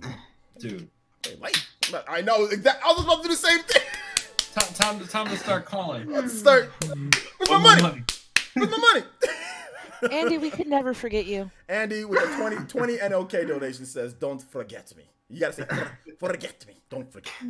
All right, guys. So at this Are point, we gonna lose you to WWE 2K game? Is that why we can't forget you? Because we gotta pull you back out. at this point, we're delirious. At this point, I think all of us we're all a bit loopy at this point from the podcast. So people are starting to super chat me like crazy now. So let's not stop the podcast. Hold on. Anyway, Dank Meme, that's a good question. What? Dank Meme Center? What is? Got a question. Oh, okay. Would you prefer GameCube games with the Nintendo Online service or separate? Oh, with if we can get it with it, yeah, for $20. Even though I have to admit, like if they were making a GameCube classic, I think I would pay the money for that. Oh, I'd buy that too. But I'm just saying, like, if they did like you know, And then go hit my brother in the head with it. If I could play Sunshine again, like not having to go get like the HDMI converter for the GameCube and plug all that up, if I can play Sunshine on my Switch, I'm happy, boy. That's it. Also, Aaron donated $1.99 and said, "You're done. You're done." You think you can? He said, "You think you can take me? Don't forget me. You're done." So they got the trifecta there. So I mean, that was very good, guys. Thank you. I appreciate that. YouTube appreciates that as well, as they take 30%. You greedy. I mean, anyway. So. Yeah, you guys gotta remember, Super Chats. Is that what it's called? No, not Super Chats. I'm just joking. Streamlabs. Streamlabs. I'm feeling a bit. Streamlabs. And smash that like button. Mama told you to. I'm feeling. Yeah, let's get over 100 likes right now. We're only 28 away. Smash that like button. Why do we not have 100 likes? I blame this on Stevie Richards. Stevie Richards, I blame you for us not having 100 likes. We're calling you out right now. Calling you out. Oh my gosh, I'm calling out Stevie Richards. I'm calling you out, man. Anyway. Guys, everybody in the chat, I had a really bad day today, and I still made it here to chat with you guys. I'm pretty sure it was entertaining. All I want is for this video to hit 100 likes. That would make my day, please. Yeah. You guys be nice to Mama Mercy. And Jordan's here too, spending his valuable time that he could be playing Spyro. He's here with us. And Andy's here. It's like 3 in the morning. I know it's like 3 in the morning. No, it's a quarter before 1. Oh, It's quarter before 1. This boy. What are you complaining about? It's not even late yet. He's in a new day. He's in a new month and a new day, and he's here talking to us. He's speaking to us from the future right now. Hey, what happens? Yeah, I'm now in July. Oh. Yeah. Oh, he is in July. Oh my. That's even crazier. I'm talking to someone in July right now, and I'm back in June. We're just behind, and I'm behind all you guys. I'm all the way in the West Coast. I'm the most behind. You guys. No, I'm right there with you, OJ. Back to the Future people over here. All right. No wonder why America doesn't get anything done. You're just way too slow. You were way. Yeah, we're stuck in the past. Eddie. Those Australians are just they're the furthest ahead, Yeah, man. They know what's up. Yeah. Fury Tiger also donated 10 SEK with 10 SEK. Thank you so much, Fury Tiger. Appreciate another donation there. We gotta get USTV Richards intro. Yeah, man. That'd be funny. OJ. Hey, play your essence. For OJ. Brett Shaw, it's already like the next day, like the start of the next day. It's 8:45 a.m. where he is, and he's in Australia. Like he is starting his Sunday morning already. My boy Brett having some nice like toast right now watching this. He's just chilling out. He's like literally drinking some OJ while watching OJ, and it's a good day for him right now. Pulp versus no pulp. You know how many stupid freaking messages I got from that? You know how many people, hey, OJ! OJ, what do you think? I'm just like... Yeah, what happened to our Pikachu versus Eevee? That would have been a much better Splatfest instead of over. I don't know if they're. By the way, I was in a little bit of shock when I found out because I didn't know Fury Tiger was Swedish. Who? Fury Tiger. Fury Tiger, yeah, he's from Sweden. And I'm from Norway. Yeah. He's an enemy. Oh, what? Oh. Are you guys rival countries? I mean, it's just if there's one thing that's stereotypical about Norway and Sweden, it's the fact that we are kind of rivals. But not really. Well, not really, but just acting like rivals. Like oh snap! Shoutouts! We got a Toby Blaster. Let's go, my boys. There it is. Nice, Skiz. Hit this with that 15. That is Mama Mercy's husband. And Skiz says, big one for the Hokage and Mercy. So shout out to Mama Mercy. Thank you for your husband's generous donation. Appreciate that. Helps the show out. Thank you. I appreciate that. So I think that the dynamic that you guys have is like the United States and Mexico, you know? It's like or us in Canada. Maybe more Mexico than Canada, because like Mexico, there's like a lot of issues, but like we need each other.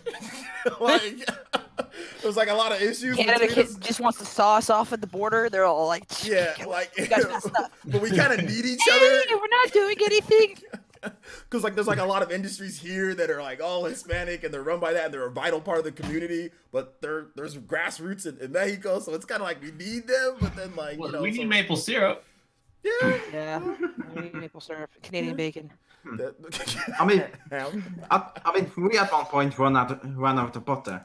Like there was at one point a butter shortage. Yeah. You had a butter shortage? I can't even say that. Is that because of us? No pimples. Or is that because of Sweden? No pimples for anybody, dude. Like you guys probably the most acne-free ever for that butter shortage. I mean, we have a lot of oil, but no butter. Wow. Come on, guys, we're 9 away. Please. Like, where's that toast? Like, can somebody have me some butter for my toast? Where is it? We don't have any butter. We only have is oil. Can somebody get me some freaking butter for my toast? I will trade 3 barrels for just 5 packs of butter. Why are we still alive right now? That's what I want to know. Because we're having fun. Just friends having fun. That's what I want to know. Just chilling, we're just chilling and talking about anything. 777AZ says, players, what's up? OJ just tuned in. Well, oh, great. You came at a great time. We're discussing butter and oil. Let me tell you, buddy. No. I can't believe it's not butter. That's a good alternative. I can't believe it's not butter. I have that stuff, and yeah, I can believe that it's not butter. Listen, to me, if it looks like, even the spray kind, it looks like butter. Oh my gosh, John Shepherd. Oh my gosh. That's the blood. I have all this oil, all this fish, everything I could imagine, but the only thing I need is butter. No, but the butter shortage hit everyone hard there. The butter on your fish? Is that why it was so devastating? Stories were told. I remember the great butter shortage. Okay, I were dry for months. The great butter shortage. Dude, I'm telling you, man, that might be a sounds good like thing for some book, people. Dude. That's a #1 New York Times bestseller right there. I think if somebody did that, I think that would be something that people would actually be interested in. Like, what happened in the butter shortage in Norway? You know, and listen, has anyone like covered this? Like, has this been like a newsworthy thing? Like, I think there needs to be a whole video dedicated to the history. I know what's more important. Andy, like, how hard was life for you with no butter? Crossplay can be fixed, right? Butter shortages cannot. We need to produce more butter and faster and get it to Norway. Get the butter to Norway. Is the butter shortage still going on? No, it was years ago. It's solved! Yeah, we did it! We saved them! Thank you. Thanks to all your hard work out there, we were able to get all the butter back to Norway. It's a miracle. It's a miracle, guys. Hey, just 1 second. Go ahead. Just everything is back. All right, guys. We're gonna wrap this one up.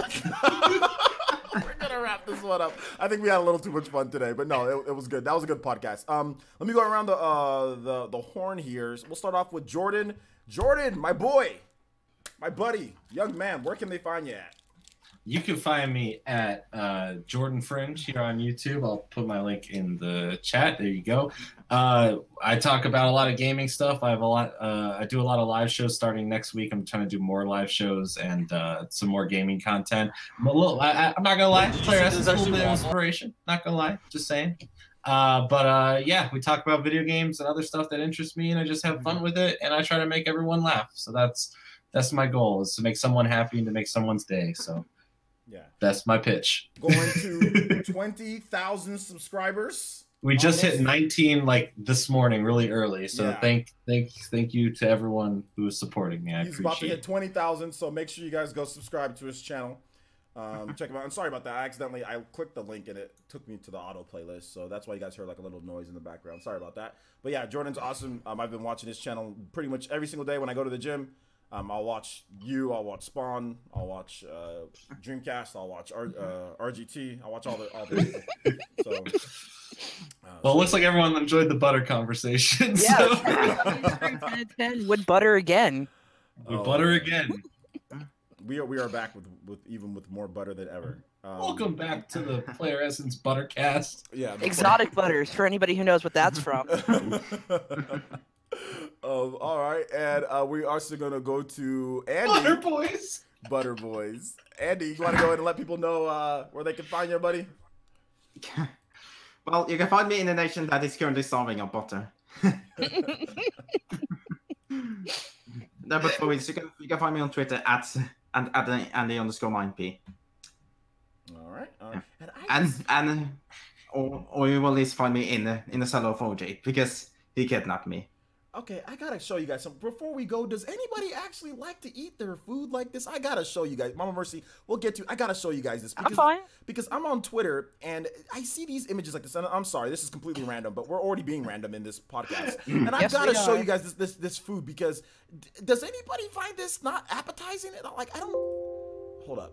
Like, do you guys? Here, let me put it over. Oh, that's way undercooked. Yeah, can you guys see that? Yeah, I need a little bit more brown in my meat.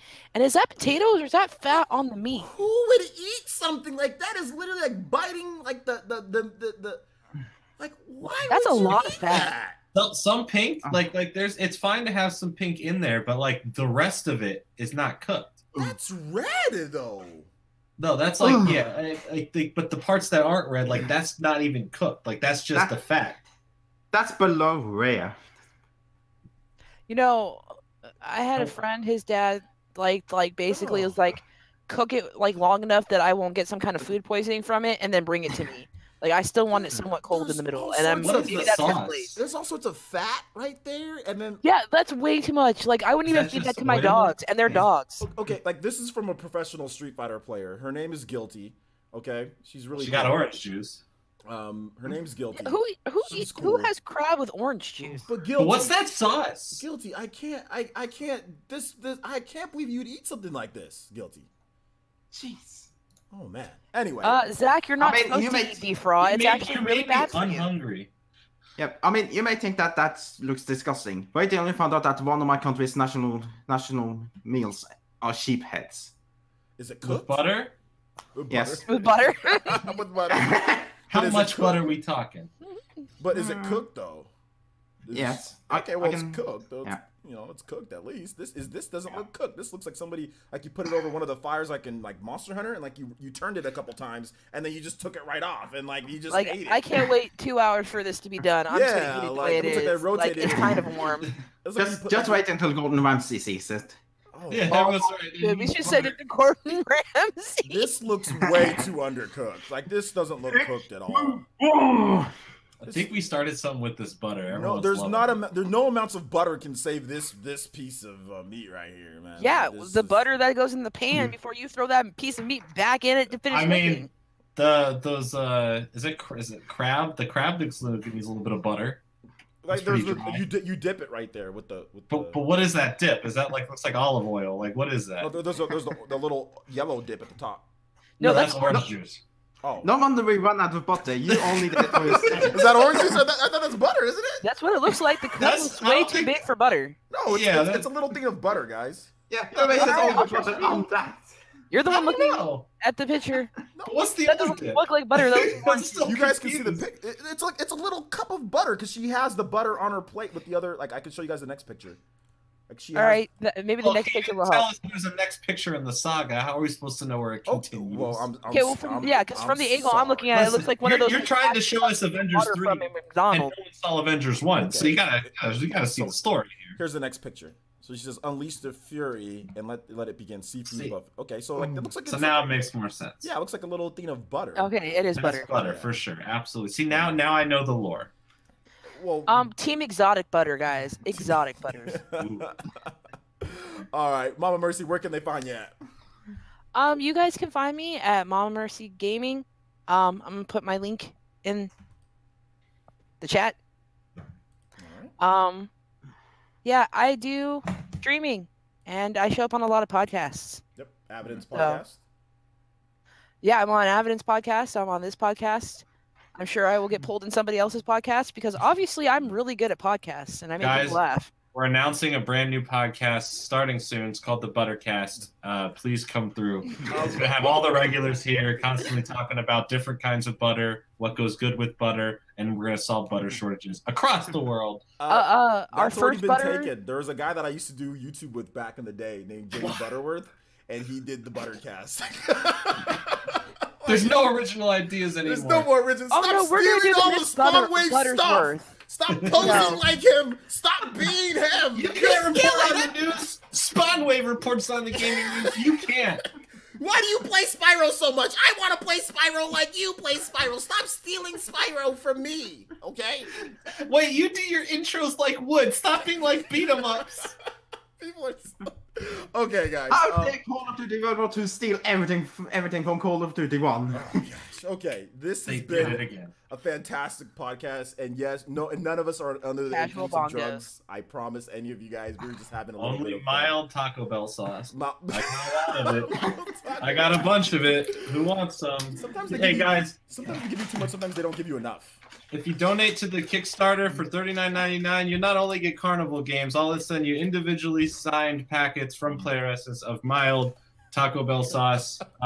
We have all the sayings you would want, such as "Tag, you're it." Let's do this more often. I have a bunch of "You're My Forever." We got the whole selection. Got everything. And maybe you'll get the lucky one that says, "Will you marry me?" I may have that. Let me look. All right, we do have somebody that we're going to raid as well, guys. We do have a raid. So I'm going to go ahead and link his chat there.